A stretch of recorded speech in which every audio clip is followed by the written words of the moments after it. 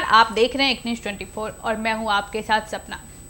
आज हम आपको बिहार विधानसभा चुनाव 2025 के भागलपुर जिले से खास और महत्वपूर्ण राजनीतिक खबर लेकर आए हैं।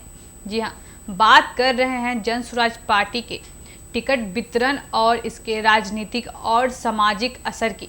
जी हां, जन स्वराज पार्टी जो प्रशांत किशोर के नेतृत्व में स्थापित की गई है, उन्होंने हाल ही में भागलपुर जिले के 7 विधानसभा सीटों पर अपने उम्मीदवारों की घोषणा कर दी है।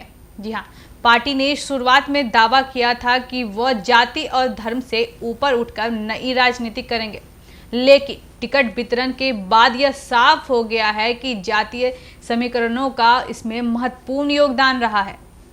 भागलपुर जिले की सीटों पर टिकटों का चयन जातीय सर्वेक्षण और बुधवार जाति हिस्सेदारी के आधार पर किया गया है। उदाहरण के तौर पर पोर 35 सीट जो अनुसूचित जाति के लिए आरक्षित है, वहां रामविलास समुदाय के घनश्याम दास को उम्मीदवार बनाया गया। वहीं पे कहलगांव में मुस्लिम वोटरों की संख्या अधिक होने के कारण मंजर आलम को प्रत्याशी घोषित किया गया है। जी हाँ, इसके साथ ही भागलपुर शहरी सीट पर ब्राह्मण और अपर कास्ट की निर्णायक भूमिका को देखते हुए अभय कांत झा को मैदान में उतारा गया। बीहपुर में 25% भूमिहार वोटर हैं, इसलिए वहां से पवन चौधरी को टिकट दिया गया। साथ ही सुल्तानगंज में यादव और कोहरी वोटों की अनुपात के अनुसार उम्मीदवार तय किए गए। इस वितरण से यह स्पष्ट है कि पार्टी ने जातीय समीकरणों का पालन करते हुए टिकट बांटे हैं, ताकि हर वर्ग की प्रतिनिधित्व सुनिश्चित हो सके।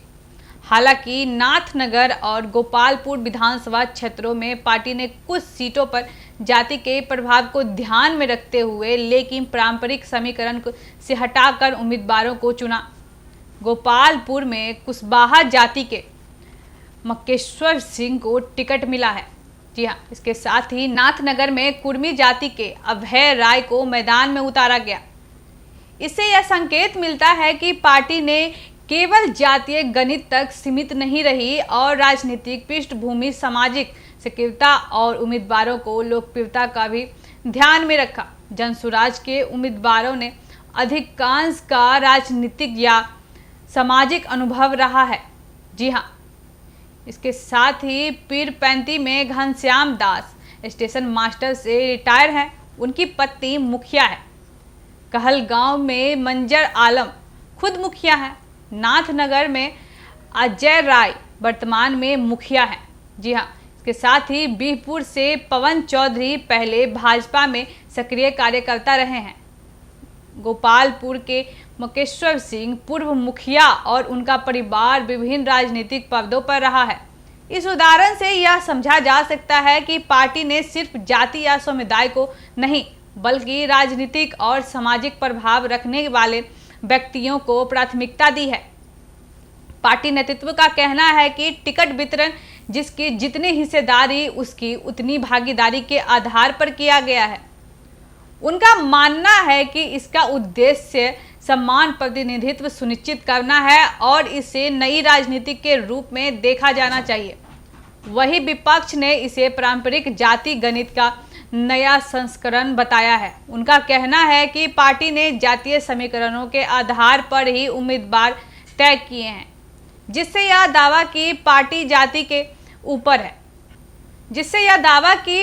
जाति से ऊपर है, सवालों के घेरे में आ गया है। भले ही जन स्वराज पार्टी ने नई राजनीति का दावा किया है, लेकिन टिकट वितरण के आधार और उम्मीदवारों की पृष्ठभूमि से यह स्पष्ट है कि जातीय समीकरण और राजनीतिक अनुभव दोनों का मिश्रण इसका आधार रहा है। इस स्थिति से यह भी जाहिर होता है कि बिहार की राजनीतिक में जातीय समीकरण अभी भी निर्णायक भूमिका निभा रहा है।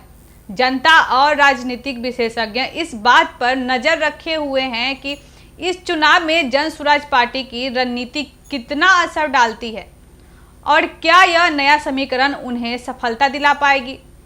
तो दोस्तों, यह थी भागलपुर जिले से जन स्वराज पार्टी के टिकट वितरण और राजनीतिक समीकरणों की पूरी कहानी। इसमें आपकी क्या राय है हमें कमेंट करके जरूर बताएं। ऐसी तमाम खबरों के लिए बने रहे हमारे साथ एक न्यूज़ 24 से। धन्यवाद।